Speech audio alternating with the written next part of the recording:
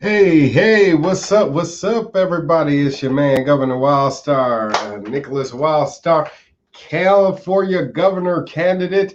I'm going to get all these marbles out my mouth sooner or later, but I appreciate you all for being here for a very special chat with a great friend of mine who I'll be introducing to you in just a moment. But first, you all know what to do. Please be sure to subscribe if you're watching over on YouTube. Hit that bell. And be sure to join the over 30,000 people that have now subscribed to my Governor Wildstar YouTube channel. Thank you to all of you out there for being part of Team Wildstar.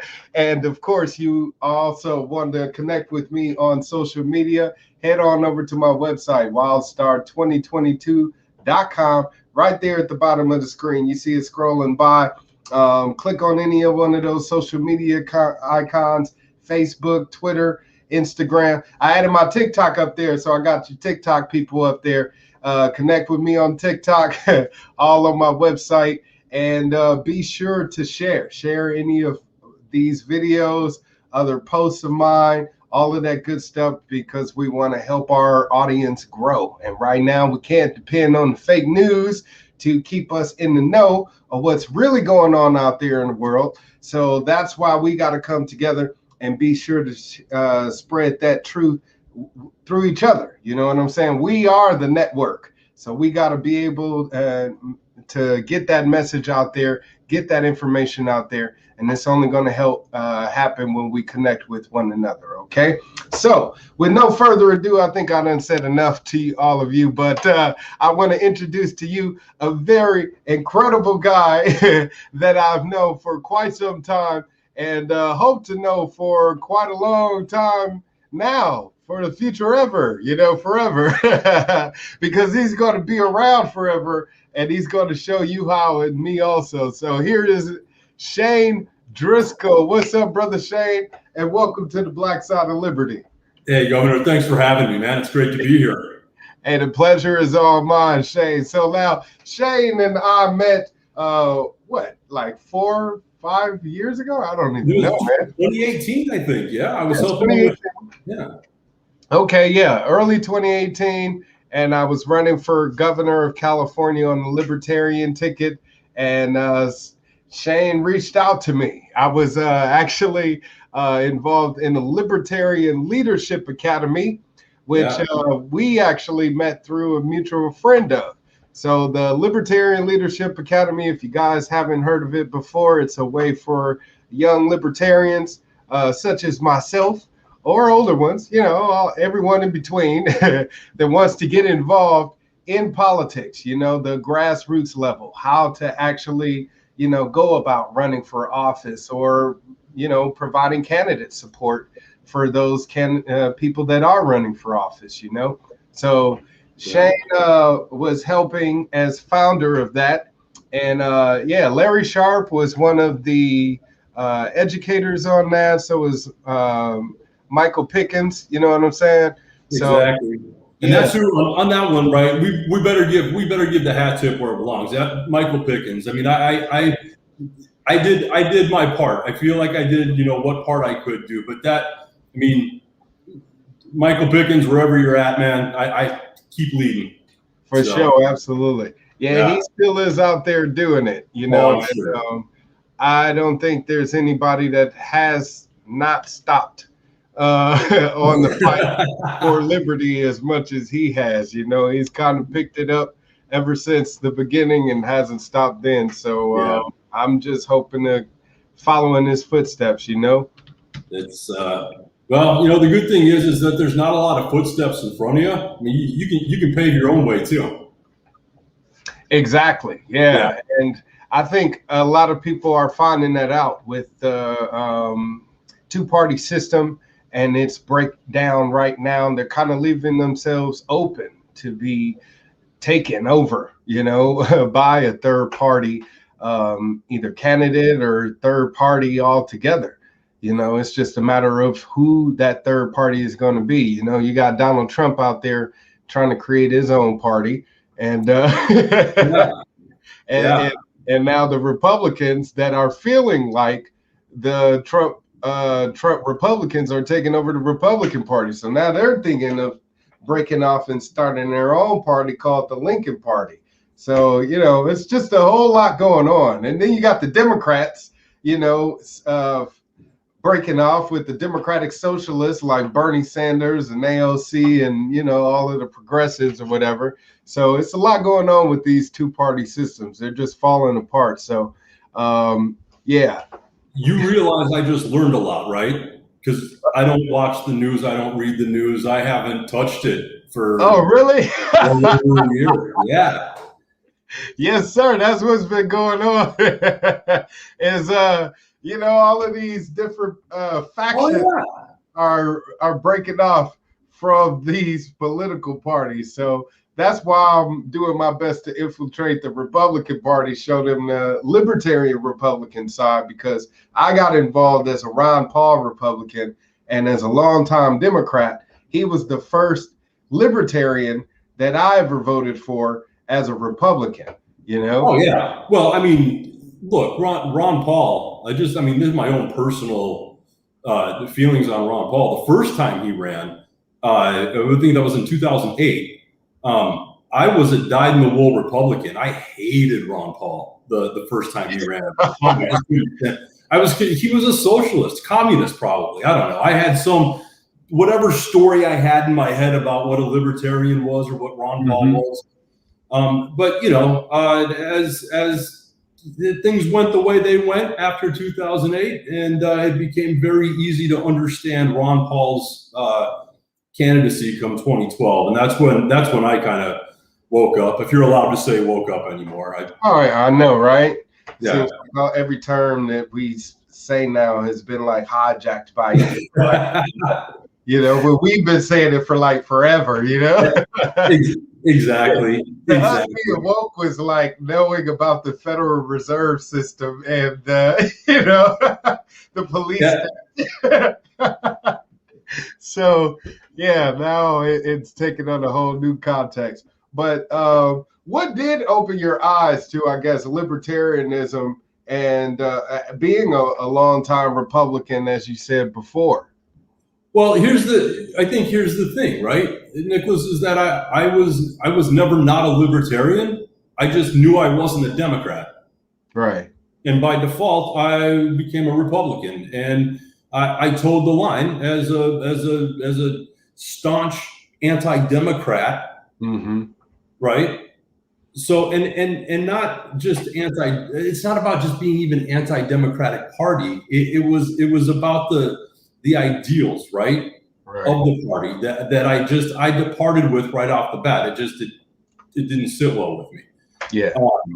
And so yeah, I by default became a Republican, and then I learned all the special Republican things you learn, and I learned all the special history you learn as a Republican, and I learned all the garbage that you're inundated with, right? Once you pick a side, I mean, if you go back and think about like the way that we grew up, you know, you explored left side, right side, and you do your research and decide, you know, how you really felt about a candidate or a party. And the thing is it was all marketing. Mm-hmm. All of it it's all marketing, and it's you stay tuned into channel A or channel B. Right. The marketing keeps you in the groove, and so you adopt whatever you're supposed to adopt, right? If you're a Democrat, you absolutely have to hate Trump. Yeah. If you know anything at all about conservative principles, you can't possibly like Trump. And yet, here we are. Right, exactly. It's because, you know, we're just marching along. This is what we have to do. I've never marched to that beat, and I don't have time for it. In fact, I think the beat is out of time. Yeah, the beat has definitely lost its appeal. That's for sure. Yeah. I think a lot of us are done marching to it. Exactly. Mm-hmm. I think the one thing about the two-party system is it's created this retaliatory way of thinking. You know, we should be like you said. Republicans and Democrats, they're like mortal enemies, and they're not trying to hear each other out.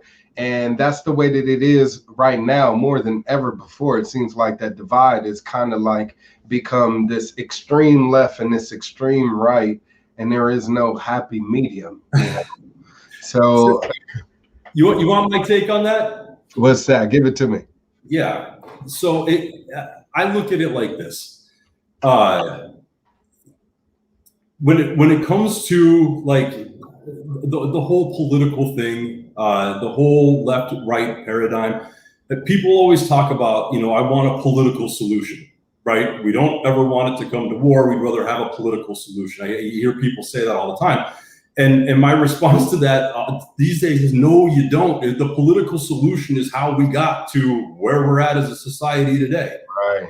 It's why no one is happy. It's why there is such a distinction between rich and poor, why Black people are treated differently than white people by not just law enforcement, but the entire system, right? The entire correction system, the whole thing. It's garbage. Mm-hmm. It's nonsense. The thing is that it's not about racist white people.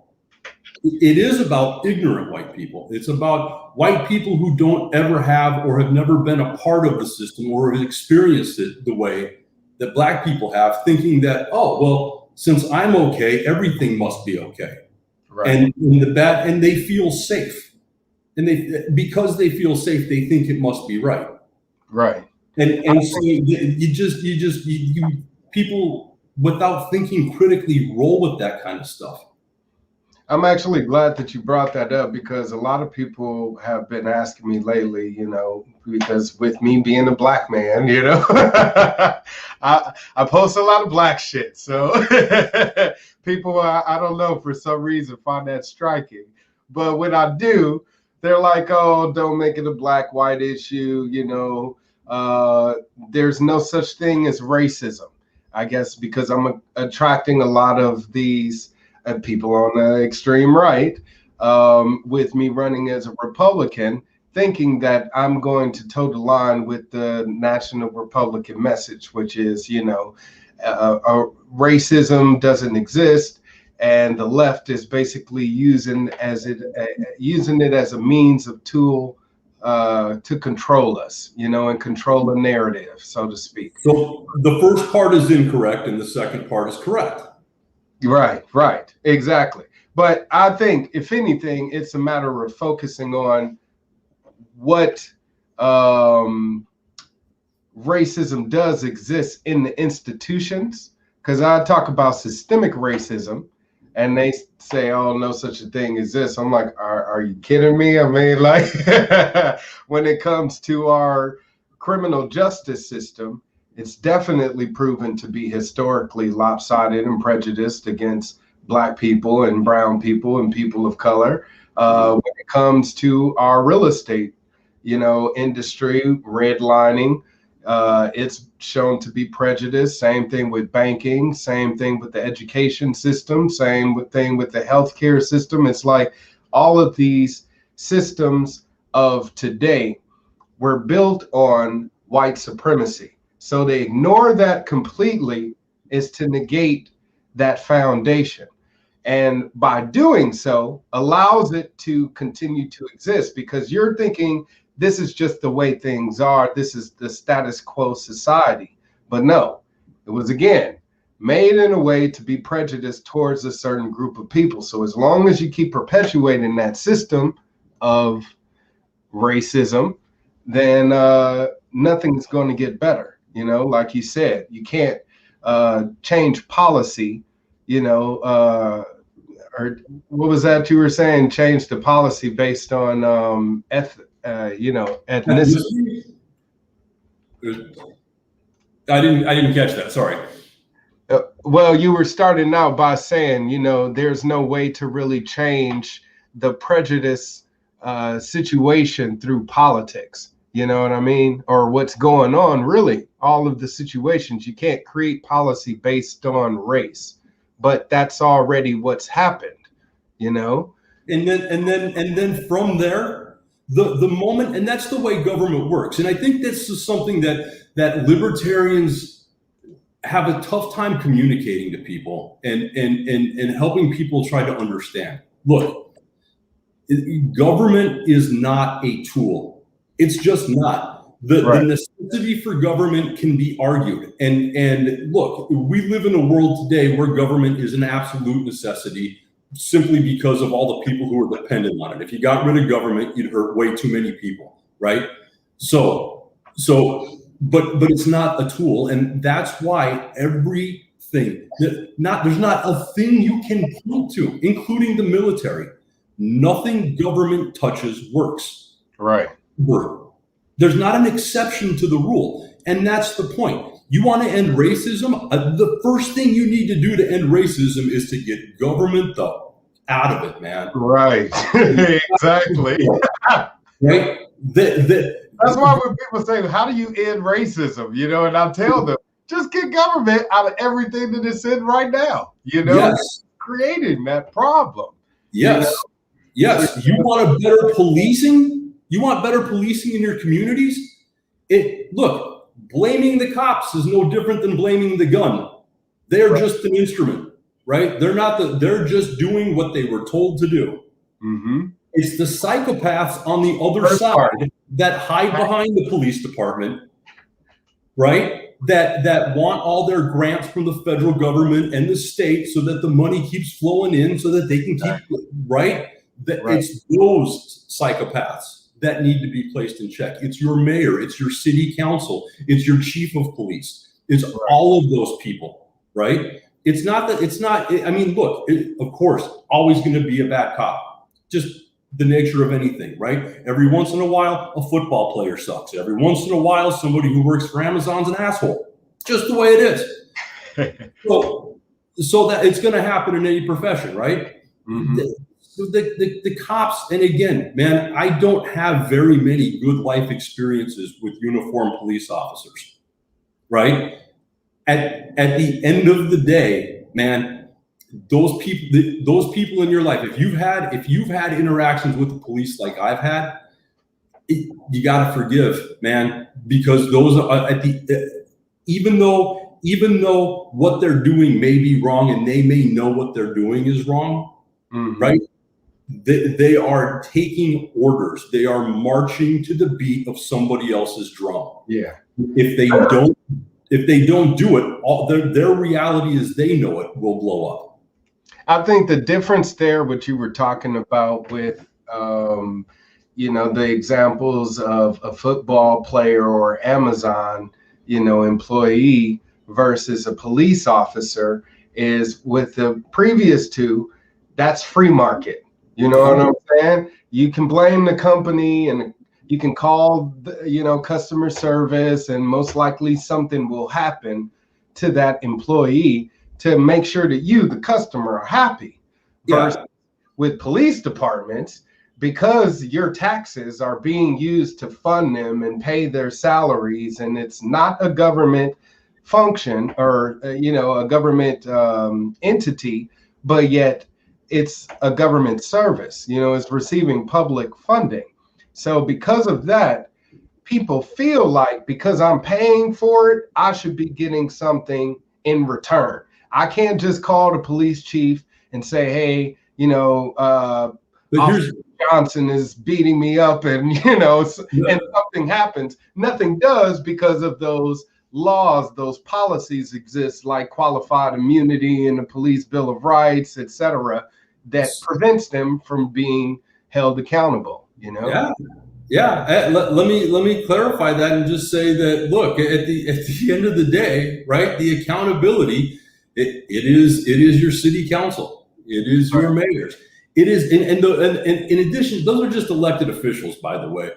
They're just the figureheads on the machine. It's the actual machine itself. It's really the public employees that have been there for 20, 25 years, who are in senior leadership positions, who can't be removed from their position for whatever union reason, right? That have all these relationships and all these ties, right? It's the machine as much as it is the politicians. Actually, I'd say it's more the machine than it is the politicians. Yeah, like my man TJ here was saying about, the big corporations pulling the political strings, those unions that have special ties And, you know, of course, with our federal government having ties to some of these corporations, weapons manufacturers, and, you know, pharmaceutical companies, you know, this guy going around peddling, you know, the COVID shot and not providing people with all of the details of the matter. I mean, it's just part of the program. And you would think at this point, people would be hip to it, like all of us. You know what I'm saying? White, black, rich, poor, old, young, it doesn't matter. You would think at this point, if you're going to live in America and call yourself to be or consider yourself to be a free thinker, an independent thinker, then you would see through all of what's going on. Everybody would be woke. But you got a lot of people sleeping out there, man. What's going on with that? I don't think they're sleeping, Nicholas. I think that, I mean, my take on it is this. I think that there is a certain segment of the population that votes because they feel the responsibility to vote, and because one side or the other, one candidate or the other, probably scares the crap out of them, right? But they're not Republican, and they're not Democrat, and they're not interested in learning about libertarianism or any other third party. In fact, for the most part, they don't want to be disturbed with this political crap, right? Their news is filled with it. Their newspapers are filled with it. Their Facebook is filled with it. It's everywhere. Every human being in this country is inundated with it nonstop. And I think there are a lot of people who vote out of fear.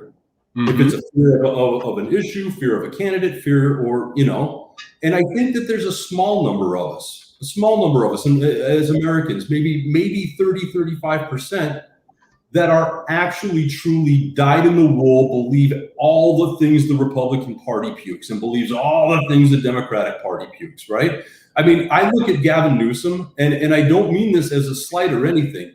Look, I mean, you look at that guy, right? He looks serious and angry, but he's polished, man. And he's a great looking guy. He's a great speaker. In fact, do you know what he looks like to me? A lot of criminals do. He looks like a salesman to me. Exactly. He is not, here's my honest belief, Nicholas. I don't know that he has any original ideas that he brought to the table when he became governor. Right. I believe that he was stepping into, okay, you're now going to be the leader of, this is what we're doing as the Democratic Party here in California. Exactly. You make these things happen. I don't think Gavin, I think his agenda was dictated to him, candidly. I completely agree with you. And I think that is what's going to separate you, because at the end of the day, you're going to run as a Republican, but you're telling everybody I'm a libertarian. And I'm providing them, of course, with answers that are libertarian, you know, that are in alignment with self-governance and minimizing government control and corruption and cronyism, just all of that stuff that you would think, again, a lot of people across the board, right or left, whatever the case may be, could agree with.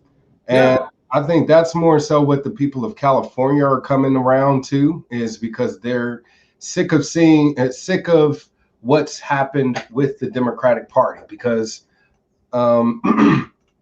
California politics is unique to where a lot of people that are in the know about the politics know that a lot of families are pretty much the ones that are calling the shots, you know, from Sacramento on down. So because they're aware of this, they know that Gavin Newsom is someone that's perpetuating that oligarchy, you know, and that elitism, that closed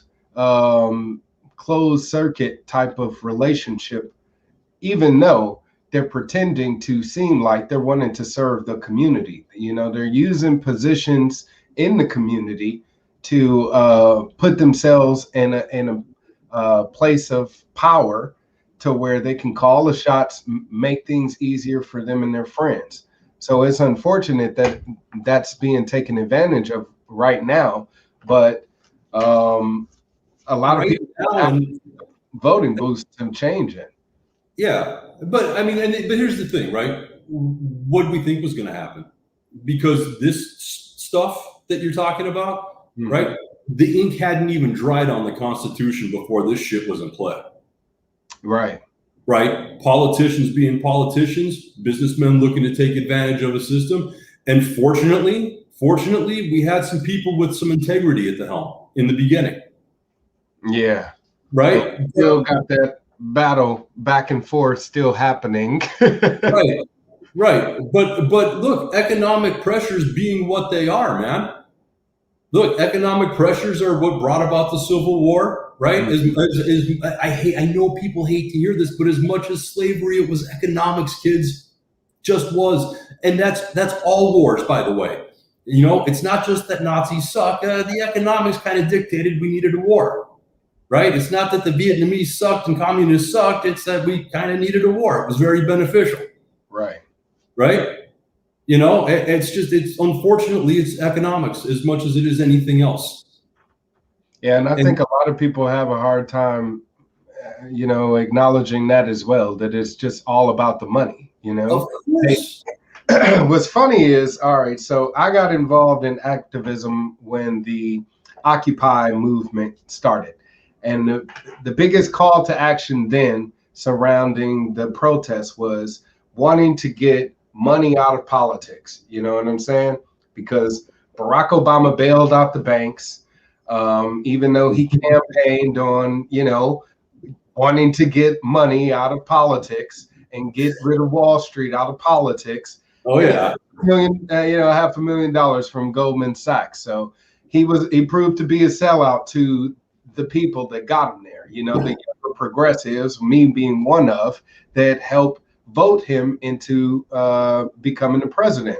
So we felt like, you know, we got stabbed in the back on that. But like I said, biggest call to action, want to get money out of politics. Fast forward now, they actually have, you know, Pride Festival that got Goldman Sachs floats and shit like that. It's just absurd that we're look, I think protesting.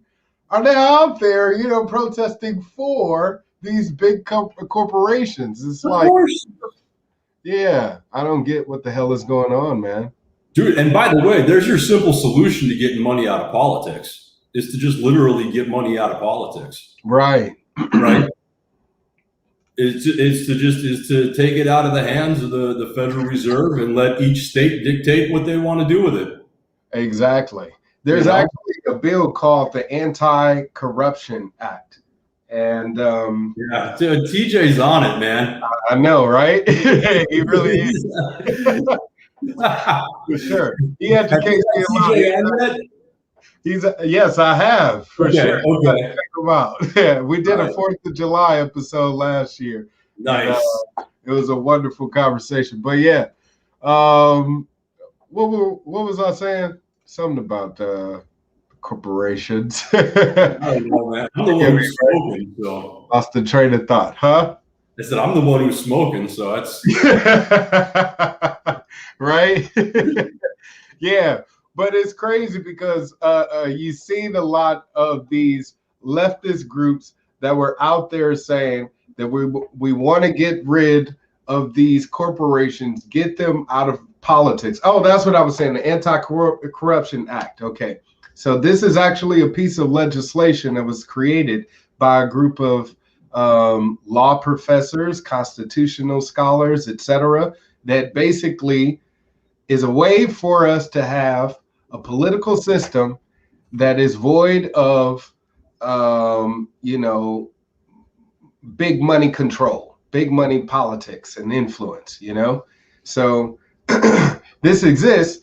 Every city, every state can sign it into law, you know, and of course they've been lobbying, trying to get people to sign a petition to have it, the president sign it, but that's not going to happen, you know? But as governor, I'd be able to sign this into law and eliminate what you just said from money being in politics simply by this new piece of legislation, you know? Right. Well, yeah. I mean, once it gets through you guys have a house? Is it what is it down there? Yeah, every house. Yeah. House and Senate, or yes. So, okay. But I also, as governor, could, you know, sign an executive order and use executive power. And that is something that would be explored in such a situation, because that's something that we, the people, want. We want immediately, and we don't want to have to wait for our legislators to do it, right? Because a lot of them are paid for by a lot of those, special interests to begin with. So of course they're not going to vote for it. Yeah. Well, look, so on its face, I'm in complete agreement with you. It's definitely worth the exploration. The devil's always in the details, though, right? Of course. Yeah. But if you can minimize campaign expenditures, for instance, all right, for me to run for governor, or for anybody in the state of California, you have to pay a filing fee. The filing fee for this election is almost $4,000. So that's so black people don't run. Exactly. And so for a certain group, economic class is able to run. I said that somewhat facetiously because Nicholas, you're right. When you said it's a class, it isn't. And I wanted to touch on this earlier too, right? Black people historically predominantly have definitely gotten the short end of the stick when it comes to policing in our communities. There's no argument around it, right? Okay. Because they are part of an economic class predominantly. Right. If you ask a lot of poor white folk that have had to put up with their local law enforcement in different parts of the country, right, and more rural parts of the country, their experiences aren't going to be that much different than yours. Right. You're absolutely right. It's the economic class, and it's the lower economic class. And that's the thing that breaks my heart about all this racism bullshit, man. If people understood and recognized, right, that it isn't about the color of anyone's skin, but what's really happening here is just shitty economics, irresponsible governing, and an experiment that has gone on way, way too long. Right. It's got to stop. Now, we talked earlier, right? I'm not in politics anymore. I have nothing to do with it. I don't read the news. I don't like I'm hands off. One of the things that I struggled with and was struggling with when you and I first met is that I love everything about the Libertarian Leadership Academy. And I think what Michael Pickens has going there is something absolutely special. But it began to dawn on me at that time in my life that I'm actually a leader. I'm not part of an academy that leads. I'm not, but I'm also not the guy. Look at me. I'm not the guy that's going to run for office, right? I have a face for radio, as they say. And that's not my destiny. And the older I get, the less I want to be a part of it. But I don't know. We can put you in the suit, man, and I don't have clothes that fit anymore, man. I just lost 70 pounds. I got more to go. Yeah, we're going to talk about that here too. Yeah. But for me, right, libertarian leadership is to take these libertarian, small L, libertarian principles, right, and it's not just apply them to my own life, but it's to lead. And we're going to get into that, I know, in a second. Do you mind if I just mention it now, since I'm on that roll? Yeah, for sure. I was just about to ask you to that. Let's roll into it. Yeah, and that's what plant-based possibilities is really all about, right?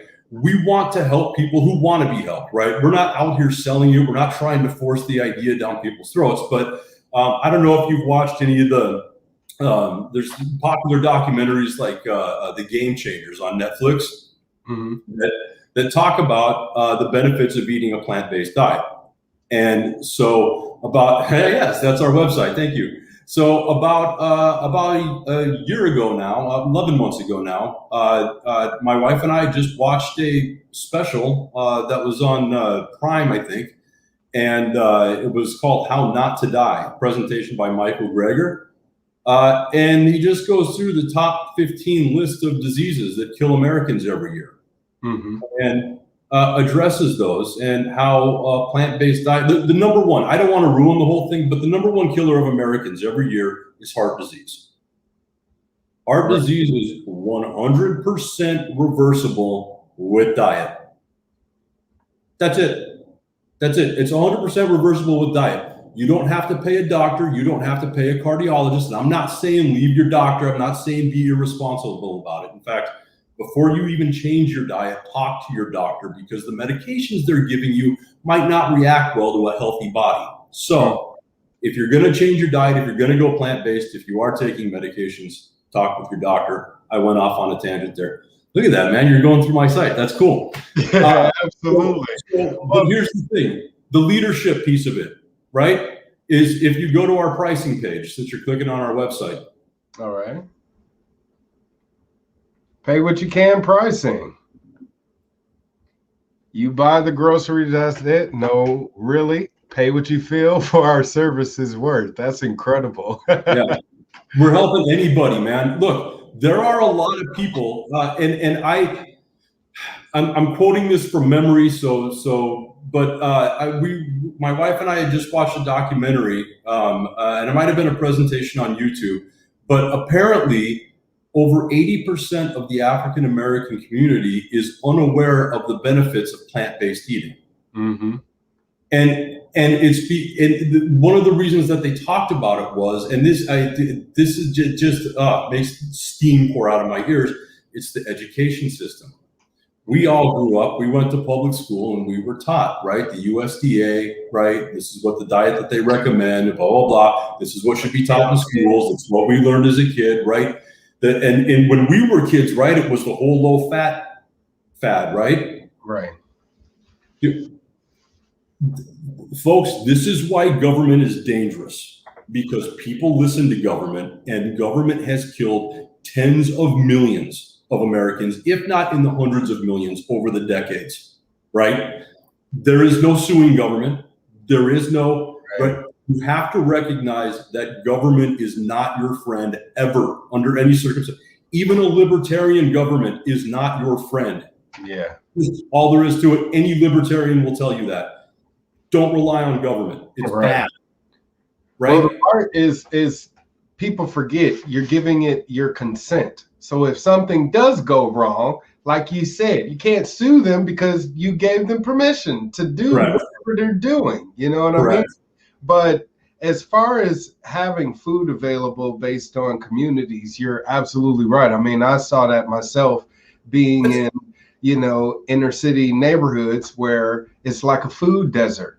You have McDonald's and Burger King and liquor stores and all of these unhealthy type of foods and beverages at your disposal instead of something healthy. There aren't any community gardens. There aren't any, Sprouts or Trader Joe's or no shit like that, and it is still based on that class system. Like I still have to tell people, black and white is not race. It's classism that was created in this country based on economics to say if you're black, you basically are of a low income. If you're white, then you're considered of a higher income and will be treated a certain way and receive certain, etc. This is the way I look at it in general, right? And this isn't an accurate statement, but the way I look at it from a governance standpoint,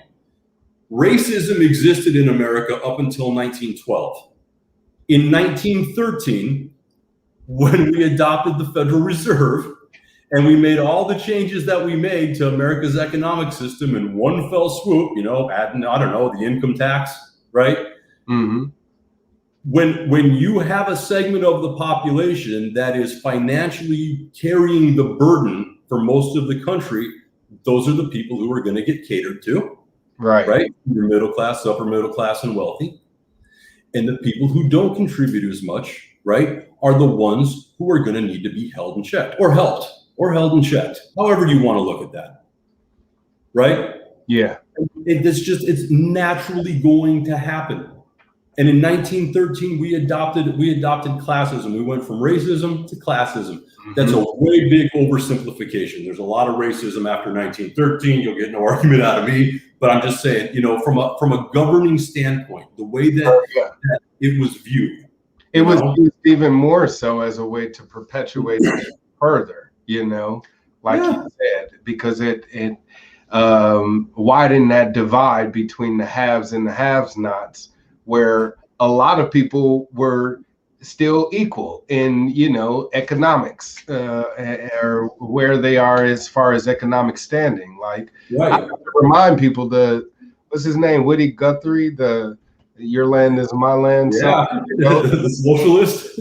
Yeah, he was talking about, being a working class person and right. not being based on me being a white man being able to work, you being a black man being able to work, or whatever the case may be. He was just basically saying, this is our land. We built this together, our blood, sweat, and tears together, our sacrifices, our loss of family and loved ones.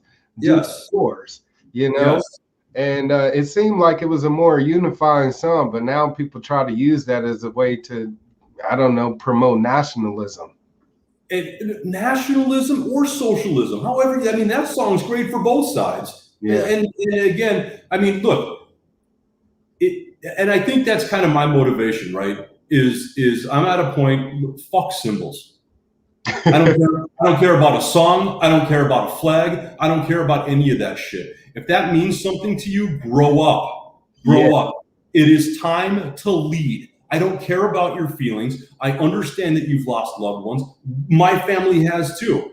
We've all made sacrifices in this country as families, as a nation, to get to where we're at. Right. All the symbolism, throw it out the freaking window. It's time to act. And that's the libertarian message, right? The leadership that I'm trying to bring to the table is what I'm saying is that, look, you may not be able to afford a dietitian. You may not be able to afford to go to a doctor. You may not be able to afford all of these things that seem affordable to other people. If you can afford your groceries, I don't care if you have food stamps. I don't care how you do it. If you can afford your groceries, we can help you. We're in Portland, Oregon, by the way. So if there's anybody that watches this in Portland, Oregon, we don't care. We're willing to help. We'll figure this out, right? That's leadership.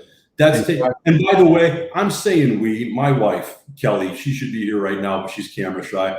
Look, it's you're gonna have to come up here, man, sometime and eat. I look forward to it. Yeah, yeah. If for no other reason, try us out for that. Yeah. So before and after. I'm the shorter guy with the hat in the first photo. You sure this isn't you back here? Because are you kidding me, man? I am. I've been blessed with that body. Are you kidding me? If I take my shirt and walk in public up here in the Northwest, people are pointing at me like I'm Sasquatch. That's why I shave my head up here, man. Right. Well, yeah, you do look really good here, and thank you. I think that's what's most important is people need to focus on, changing their diet so they can be healthier from the inside out. And it starts showing more so once you start eating a healthier diet. Like it's sad that right now, different dietary changes isn't being promoted for this coronavirus crisis instead of vaccines or, something else that's synthetic. And when you look at the coronavirus, right? What are for the most part there? It's not. That's my mom's artwork, by the way. Oh, it looks great. I like the beets or the yams on the treadmills here. Oh, yeah. She painted those years ago, but I love them. They were just a little. Yeah, she's pretty talented. And I forgot what I was going to say. The weed caught up to me, man. Not good. Well, it's all good. If we got some viewers out there that were paying attention and keeping up with it, you're welcome to drop it in the comments. Because I was just looking at the pictures here and talking to Shane about the running yams here. But we were talking about the coronavirus. The coronavirus. Look, man, the people who were dying from it, right? First of all, they were the elderly. They were people with compromised immune systems. They were people that had heart disease. They were people that had diabetes. Right. Folks, do your research. How not to die. How not to die. Right. You will get your answers, right? Dr. Michael Greger, you're welcome. There's your plug for the evening. Isn't that funny? It's like first things first. Just start doing things so you won't die, you know? It's Right.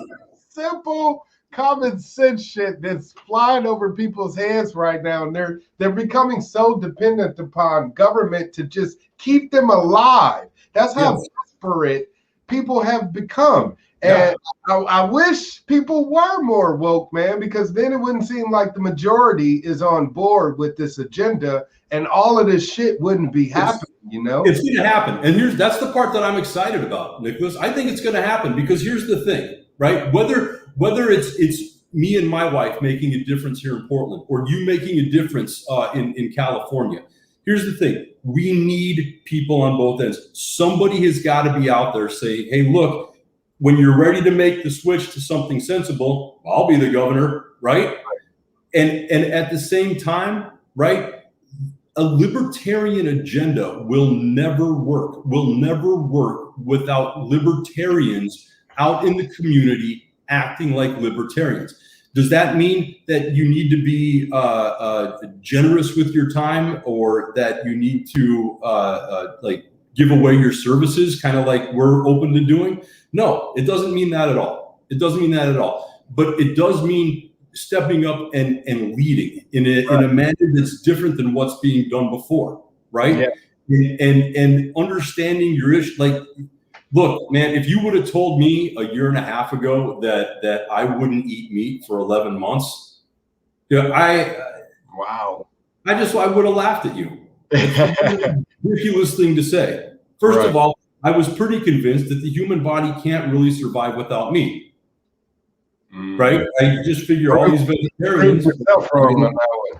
Yeah, well, vegetarians and vegans are going to be vegetarians and vegans until all of a sudden they go to the doctor and realize they don't have enough protein and they're going to die. And then they're sensible and they eat meat again. That's how I thought it all went. Oh my. Oh, I could not have been more wrong. It's actually the meat eaters who were spending all the time. If you want to know who's taking up all the time and spending all the time in the doctor's offices so that you can't be seen when you have an emergency, right? It's people who are eating the standard American diet. Yes. They're suffering from the diseases. Hot dogs, you know. Diabetes, heart disease, all that. Steak. Look, I'm an ex-super fat guy. Don't take my word for it. Do your own research. Feel free to look at our website. We're happy to help anyone we can in Portland. All right. Yeah, that's what we need. Like you said, more people stepping up to the plate to just help each other instead of it being based on how much money I can make. Because not all of the time should it be based on that, especially when you want to provide an outlet for that change. You know what I mean? Our dream is to train cooks. We want to train people to do what my wife is doing. Exactly. Right. We have a 30-day program for people who are in crisis, people who have type 2 diabetes or heart disease that know they need help but don't have the discipline to do it on their own. And look, that sounds like a horrible way to put it, but it's the truth. And I think most people would own that, right? We'll take it off your plate for 30 days. We'll show you how to cook. We'll do it all in your home, right? So you can see your kitchen being put to use. You can see your utensils being put to use. We'll help you decide if you need to make purchases. Hell, if you need help, if you need a food processor, if you don't have the resources, we'll work with you. We'll figure it out. We'll help you figure out a way to do it, right? That's incredible. Yeah. You know, why not? But let's teach people how to cook. Let's teach people how to garden. See, and that's what really charity service is all about. Is, you know, the community coming together to say we want to help each other. It's not about making money. It's all about making sure that you are healthier, you are living a better life. You know what I mean? And that is the biggest benefit and gift that I can receive in return for that. So we need more people out there in the world like you and your wife. You know what I mean? Because that's the thing, man. There's millions of us. There's tens of millions of us. There's just very few of us that have had the courage to step up yet. But they're coming, man. It's coming. As the summer comes, as all of the nonsense becomes, I think as the weather gets hotter, we're gonna get more and more entertainment and education from our televisions. I think the media box is going to run nonstop. Fox News, MSNBC, all that crap, CNN. Oh man, I don't even understand how those things exist. Yeah, it's already running nonstop, but a lot of people are waking up to be eating healthier. I can say, because like my wife and I, we have like meatless Mondays. We don't work, we don't eat beef, and our diet mainly is predominantly like leafy greens and stuff like that. She's cruciferous greens, and she has control of that. But she makes sure we have like more greens in our diet than meat. And if we do eat meat, it's like, maybe fish or chicken or, something like that. But it's very minimal. But a lot of people, you're right, aren't disciplined enough, aren't even willing enough to admit it, to say, hey, I need to make some dietary changes to stop, my stomach from jiggling and, my tire from getting bigger here. Remember how when you became a libertarian, right? And you started learning about things like, let's just say the old good old libertarian standbys, the Federal Reserve, right? All new libertarians learn about the Federal Reserve. Oh, the Federal Reserve is the most important thing you got to know. They're the worst, they're horrible, right? And you learn the whole garbage behind the Federal Reserve. Right. It's not different when you take the time to dissect the food industry. Mm-hmm. It's all the same crap. Yes, it's you are being lied to by your government. Yes, you are, whether by omission or overtly, right? The FDA is not your friend. It is not looking out for you. Sorry. The USDA, same thing, right? Just simply, it's a fact. They're not. Especially when you got FDA approved products that are recalled all of the time. You look into the effects of aspartame and high fructose corn syrup and all of these other, scientific name shit on that they list as ingredients on food that have harmful, side effects. And that all of that isn't broken down to us. And now a lot of people are being conditioned to even accept eating genetically modified foods or 3D printed, foods and all of this other shit. So it's like, I can't even, man, it's a lot of shit going on, but we definitely got to talk about a lot more sometime soon. But, in the meantime, I definitely want to get more people over to you and your wife so they can find out more about plant-based possibilities. Hey, are we shutting this thing down? Because I have something I got to say, Nicholas. What's that? Well, you got me. Listen, California, right? The number one reason you're going to support Nicholas Wildstar is this. You will never meet a man who is more humble and with more humility and more willing to learn and open to learning something new, whether it's a viewpoint, whether it's a fact, whether it's another side of a story, whatever it is, right? A man with that open of a mind and who is willing to step into a leadership role is the kind of guy you need. Nicholas Wildstar has an agenda and has a plan that's all libertarian, but he doesn't have some grand scheme and some grand way to take control of your life. He's quite the opposite, which is the opposite of Gavin Newsom. And it's the opposite of your standard dyed-in-the-wool Republican candidate by norms. Right. That's what sets Nicholas Wildstar apart. So Californians, say what you will about the man, but that's who he is, and that's who you would be voting for. So, thank you so much. Hey, I love you, Nick. That. Well, hey, and he's known me quite some time, you guys. So from the moment I met you, I was like, oh my God, you're special. There's something amazing about you. Oh, thank you, man. Well, I'm doing my best to make sure I'm deliver on that somehow, some way. Like I said, if I'm able to do it as the next governor of California, it would be an absolute honor. But either which way, I'm still going to be continuing to stay out there fighting a good fight, win or lose, Leadership. I appreciate exactly, and I appreciate you for being there with me alongside me. So yeah, man.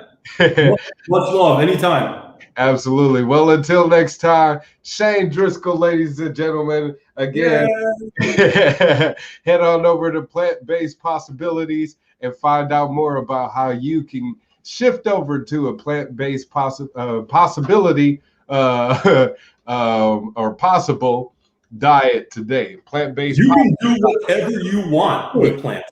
The possibilities are endless. Exactly. Yes. Well, until next time, Shane. Well said. God bless you, brother, man. All right, you too, man. Yeah. All right, you guys. That again was Shane Driscoll, former director at the Libertarian Leadership Academy, and now he is the founder of Plant-Based Possibilities. So haven't figured it out yet. He is basically like Jenny Craig for all of you people out there that want to lose weight. Only you don't have to buy their special foods, you know, and him and his wife are going to help you come up with a better plant-based diet for you to lose weight, just as he did. You saw a success story on his website. Again, check it out here, Plant-Based Possibilities. You can find out more about how him and his wife was able to lose weight together, how he was able to overcome type 2 diabetes and other health issues, as well as, again, that wonderful pricing of pay what you can. So all of you people out there that say, hey, I don't have the money right now to even do it, you have no excuse. You can pay what you can to eat better right now. All you have to do is head on over to Plant-Based Possibilities right there at the bottom of your screen today and find out about how you can eat healthier, okay? And please do that, because I want you guys to stick around as long as you can. And so we can bring back liberty to this wonderful world of ours. It definitely needs to happen. And as me and Shane spoke of, you know, our country here in America has a long history that needs to be unweaved somehow. And we can unweave that together, but we have to band together to make that happen. But first, you have to get involved. All of you out there watching this, please head on over to taxationistheft.info. If you like this shirt that I'm wearing, please head on over to taxationistheft.info. You can buy one of these shirts, Taxes Pay Killer Cops, as well as Taxation is Theft Info from a man, Dan, Taxation is Theft Berman. You want to buy as much merchandise from this website as possible. Reason why is because all of the money that's spent on this website goes towards helping candidates like Dan, Taxation is Theft Berman, who is running for governor of Texas, and me, who is running for governor of California, get elected. Use my code GoWild2022 and you'll be able to get a 10% discount off of merchandise there. Also, head on over to nugofknowledge.com. All my hemp smokers out there, head on over to nugofknowledge.com. And hemp is legal in all 50 states. So if you want some hemp, head on over to get the best hemp from nugofknowledge.com and use my code Wildstar to get 10% off of any products there. And again, any purchases from this website goes towards helping candidates like me, and also goes towards research into eliminating marijuana laws across the country. So if you want to fight the war on drugs, this is a way that you can do it by making a contribution towards that effort and getting something in return right here on nugofknowledge.com, okay?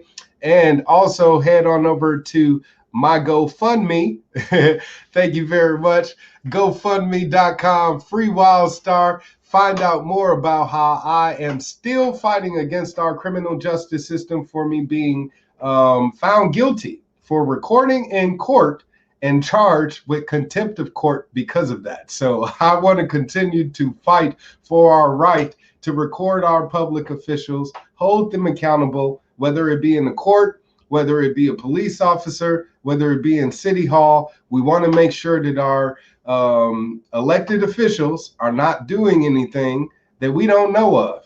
And the best way to do that is to record their asses. We already have that right through the United States Constitution, but Unfortunately, the judge in my case didn't feel that way. So I'm now battling that through an appeal. And if need be, the Superior Court of California or the Supreme Court of the United States. So yeah, you got it right, TJ. Make them wear a camera everywhere. Exactly. They should be wearing body cams in the damn courtrooms. They should be wearing body cams in City Hall, you know? So let's hold our elected officials accountable. Help the people of California by helping me, by help Free Wildstar over at GoFundMe.com and make a contribution today. Also, help me and we, the people of California, get better representation by recalling Gavin Newsom. We're doing our best to get the message out there, distorting the message by saying, you know, the people involved against the recall are far-right Trump supporters, and that's just not true. I did not vote for Trump. I voted for Joe Jorgensen, and I'm definitely not a far-right Republican. You know, you can look at my campaign platform to find out more about why that is definitely not true. But yes, we want to help spread the message. We have collected the signatures, and any day now that special election will be confirmed by the lieutenant governor. So expect that special election to be happening here in California, where we, the people, will be recalling our governor and replacing him with me, yours truly. And speaking of which, head on over to my website, wildstar2022.com. Make a donation today. I would greatly appreciate it. Right. How dare they not allow me to record my own court case? I mean, let's fight the system. You know, I will definitely do that. And I'll do that as governor of California if you guys give me the opportunity to. So head on over to my website, wildstar2022.com. Fill out one of these pledge cards so you can join Team Wildstar. Help us get the message out there by, you know, social media, going door to door, fundraising, all that good stuff. And of course, you can click on this donate tab to make a contribution today. Every little bit that you give helps. I am 100% grassroots funded by people like you. No big corporations like we talked about. No special interest groups. Not Wall Street. Not Big Pharma.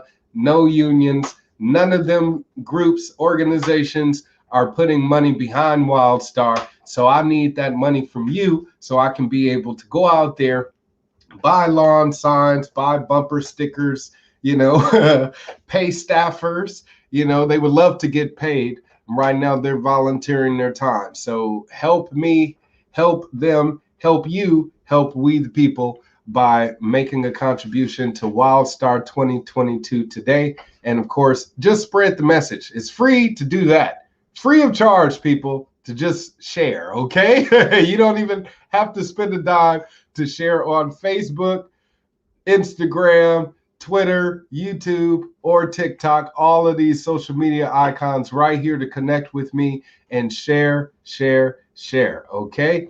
Thank you so much, TJ, who says you would never be able to toe their line. That's an honor. You damn Skippy, man. I definitely will not be toeing the line of any political party.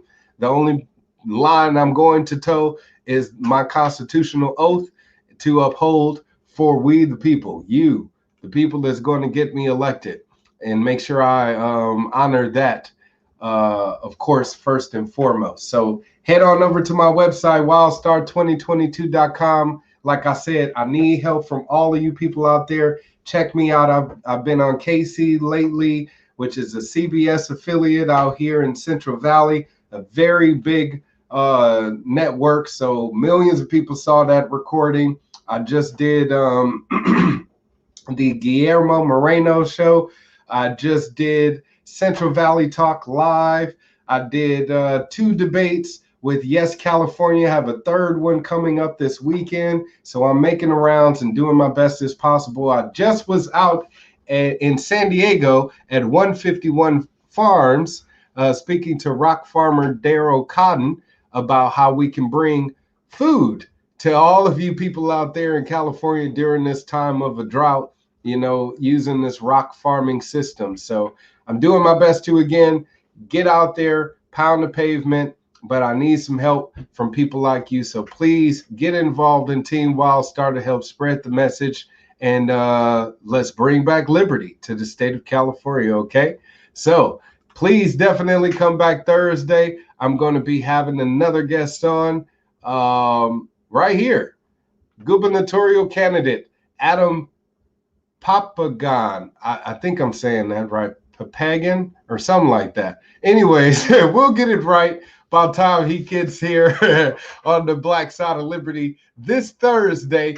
He's running his campaign out of TikTok. If he looks familiar, he's running in the recall campaign and has become very, very familiar as a candidate that is campaigning through TikTok. So we'll be talking to him more about his digital campaign for California governor, and of course, what he plans on doing if he were to be elected. But of course, like I said, you guys, please come on back next this Thursday, 6/10, 2 more days, and we'll be talking to Adam about his campaign for California governor. But in the meantime, you guys, I'm gonna get out of here. You have a wonderful evening. I appreciate TJ for all of your wonderful comments. Right there, he wouldn't be the first person to run as a joke for the seat and win. Damn. All right, so hey, it's a lot of people running in this recall election, and we'll see what happens. But I need for you guys to come back, help in that effort by sharing this video, sharing any other videos, and of course, long live liberty. I'm up out of here, y'all. Peace. If I can find the banner, there we go.